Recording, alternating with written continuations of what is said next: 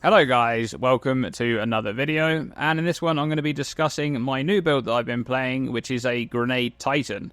Now in my last video I was discussing my Warbringer build, which was a Glacial Bolt armor explosion setup using a crossbow, and unfortunately that build is no more because the most recent patch removed the ability to armor explode objects, which, you know, that build was taken advantage of with the ice walls being exploded.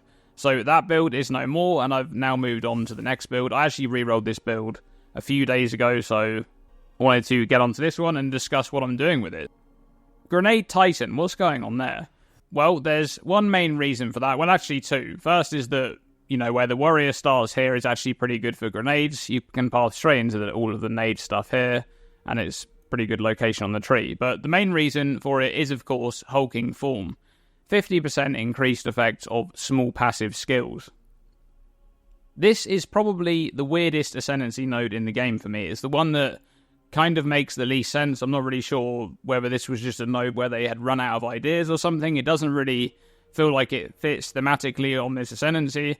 The node before it, actually, even though I'm not really a big fan of the idea of having inventory slots as an Ascendancy node, this one actually thematically makes sense. You got this big, strong warrior that carries an extra backpack, sure, but this node really doesn't make any sense to me. I wonder if it even survives past early access, but it's here now, so we're playing it on this build. Now, 50% increased effect of small passive skills. It doesn't include the stat nodes that you travel through, but it includes all of these small nodes. So, for example, this starting node here is normally plus 20 armor, but it's plus 30 with this node, and it doesn't affect notables in any way. So, the main reason for taking this node and using grenades on Titan is that there are some extremely strong grenade nodes on the tree, and the main ones are these ones here. So these are usually 15% increased cooldown recovery rate for grenade skills, and each of these is going to grant an extra 7% CDR for grenades when taking them with the Titan's node. So this is really, really strong to be able to drastically bring the cooldown down for grenade skills, and of course this is also going to affect all of the other CDR nodes on the tree as well that you take. So these ones here are usually 5%, they're now 7%, same with these ones up here, these are also 7%. So that's a pretty strong synergy there. And the other reason for playing grenades on Titan is that the other kind of vector for scaling damage on grenades is how much area effect you can get, so that you can get a lot of grenade overlaps, which is another thing that Titan excels at getting a lot of, because a lot of these small nodes, they grant a good amount of area effects for attacks for 1 point, but they grant a lot with Titan. For example, this one here, 12% increased area effects for attacks on the small node, and the grenade ones here are 18% each because of the extra 6% coming in from the Titan. So with both the CDR and the area effects combined, it makes for a really good Ascendancy for grenades. So in terms of what we're doing on the tree, this is a pretty standard kind of setup for grenades, only that we're starting on the warrior, of course, not on the mercenary or the deadeye. But we're kind of pathing down here and we're going straight through all of this stuff that you would typically pick up on grenades. So for example, on this wheel here, you're usually grabbing this on grenades, which is just a bunch of increased damage for two-handed weapons, which works with crossbows. And each of these small nodes is granting us 18% increased damage each, so that's a lot. On this tree right now, as it stands, I'm currently level 71, so this character has barely made it to maps. But there is currently 118% increased damage extra coming from this node. So we've got a bunch of increased damage on this tree, but 118% of it is extra that's coming just from hulking form. And then for the CDR, there is 31% extra cooldown recovery rate coming in for grenades just from hulking form. And for area effect, it's 28% extra. So that's a lot of extra stats coming in from that node, and that kind of makes this just such a powerful Ascendancy for grenades. So we're pathing down here, like I said, we're grabbing this one here, which is really strong. This is just a bunch of damage. And then we're grabbing this grenade cluster here, which is really important. As I said, all of the CDR is here. There's also the +1 to cooldown usage node here. And this one grants an additional projectile for grenades with a 50% increased fuse duration, so you have to wait a little bit longer for grenades to actually explode. But I'm actually taking this one here as well, Volatile Grenade, so that one is additive with that, so this will only end up being 25% increased fuse duration. And the reason why we're kind of pardoning, I know that some builds skip this, some grenade builds. I may end up skipping this in the future, perhaps in a future iteration of the build. But for now, I think just coming here and grabbing a dual socket and, you know, moving through here and getting 18% increased damage on each of these nodes is not too bad. We're also grabbing Adrenaline Rush here, which is a bunch of movement speed. I'm actually playing solo self-found on this build. I'll show you my gear in a little bit, but it's pretty lackluster, which means grabbing this movement speed here is quite a big deal. That's also the reason why I have really bad duels. Here, these two are very, very bad. This is just some, life regeneration rate and some elemental damage. This one, I think, is just one stat, increased elemental damage. I haven't been able to find many good duels. The only good one I've got is this one here, which is a bit of accuracy rating, attack speed, and damage with crossbows, and also some duration of ailments, which is not as useful right now, but it may be later if I go for a full elemental setup on the weapon rather than just pure fizz. So pathing down here, this is more cooldown recovery rate here. This one's actually really nice against bosses. It makes enemies in your presence have 10% reduced cooldown recovery rate, so bosses will use their big attacks less frequently. And then down here, repeating explosives is really, really important. So this node makes it so that grenades have a 15% chance to activate a second time. And there's also a support gem that we're using on our main grenade ability, which we'll get to in just a moment on the gems, which grants another 50% of this stat. So you end up with 65% chance for those grenades to actually go off 2 times, which is really strong. And we're just pathing through here to get some more area effects for attacks and some more damage, pretty much.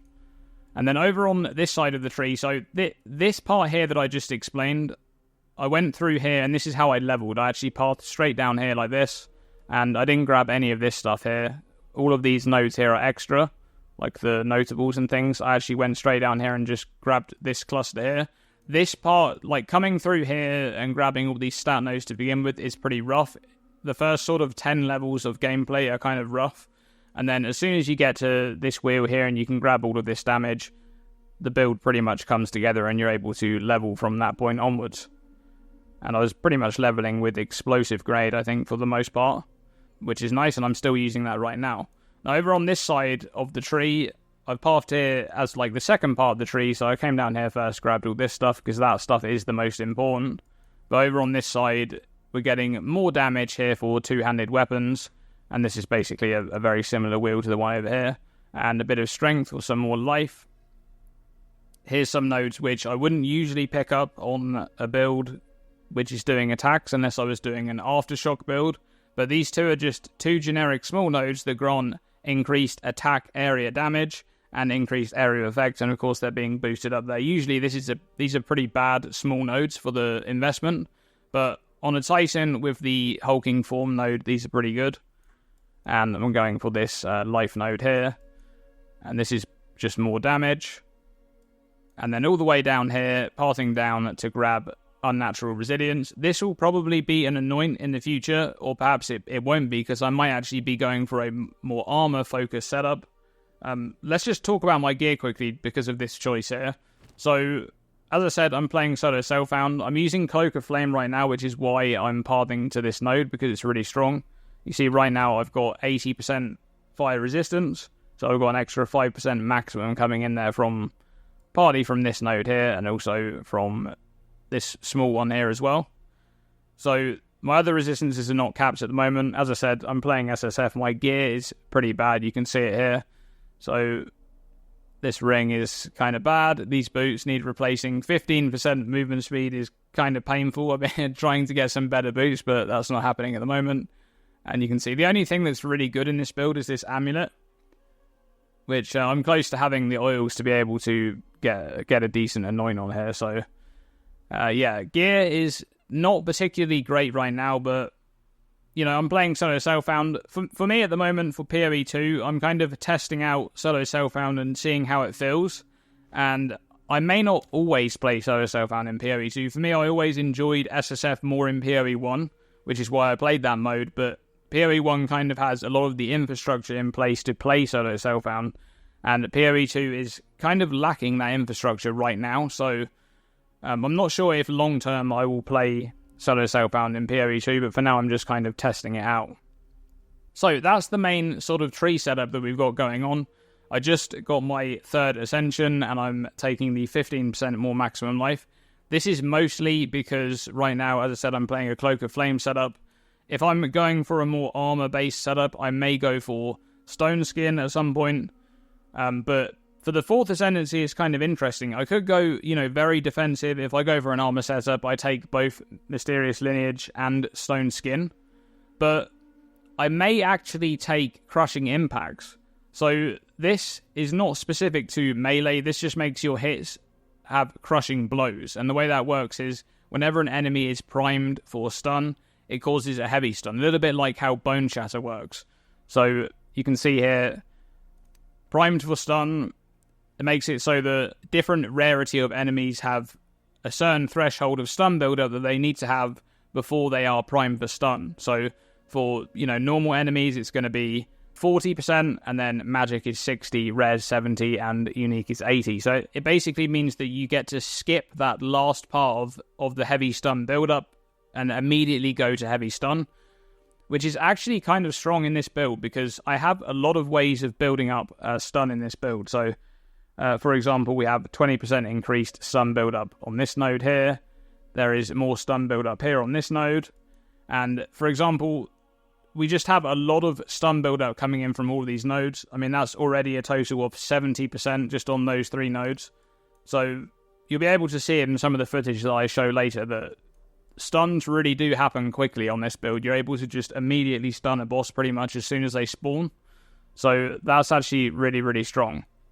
Alright, let's head over to the skills and take a look at what's going on here. So the cool thing about this build, as opposed to the last one that I did on the, on the Warbringer with the armor break stuff, the shenanigans with the ice wall, is that this build is much more of a basic grenade setup. There's not really any particular special interactions going on with this build.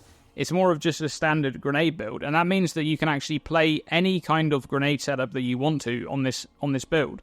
Personally, I'm playing explosive grenades right now. This is my main damage link is explosive grenades. I also have gas grenade as a supporting damage link, and oil grenade there is also there for the utility, the exposure, the slow, things like that. So for explosive grenade, as I said, this is our main kind of damage setup.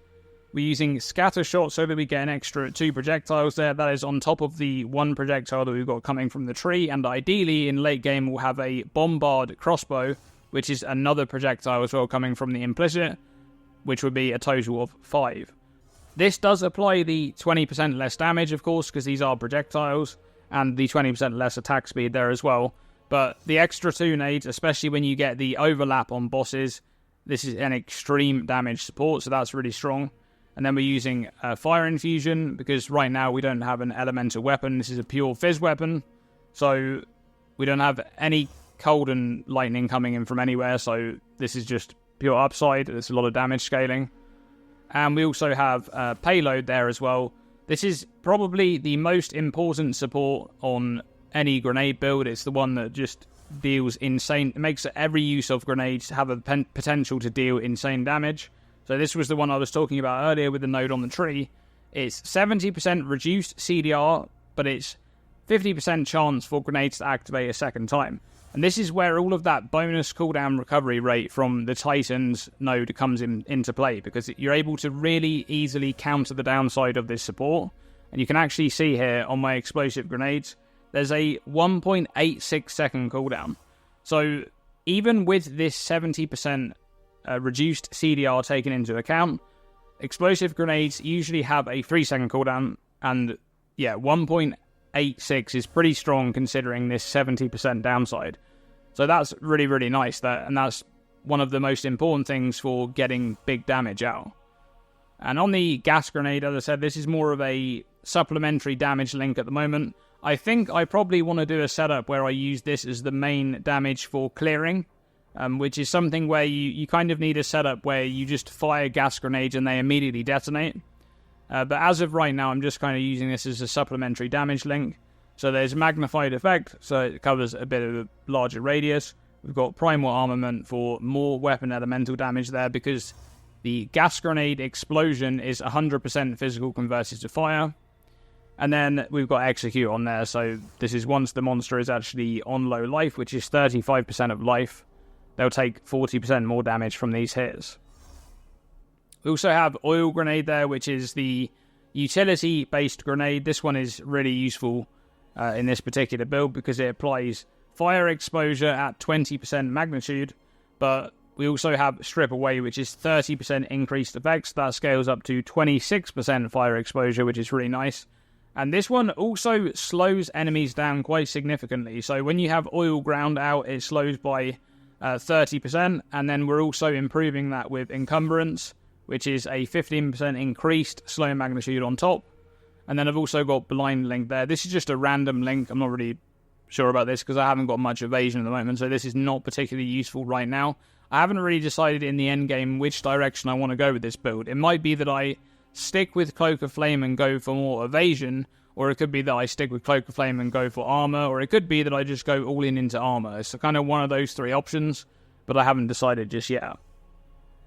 Now, for other gems on this build, I'm using Overwhelming Presence, which is a thing. It's like an aura, an area around you where enemies in your presence become easier to stun and have ailments inflicted onto them by reducing their ailment threshold and their stun threshold.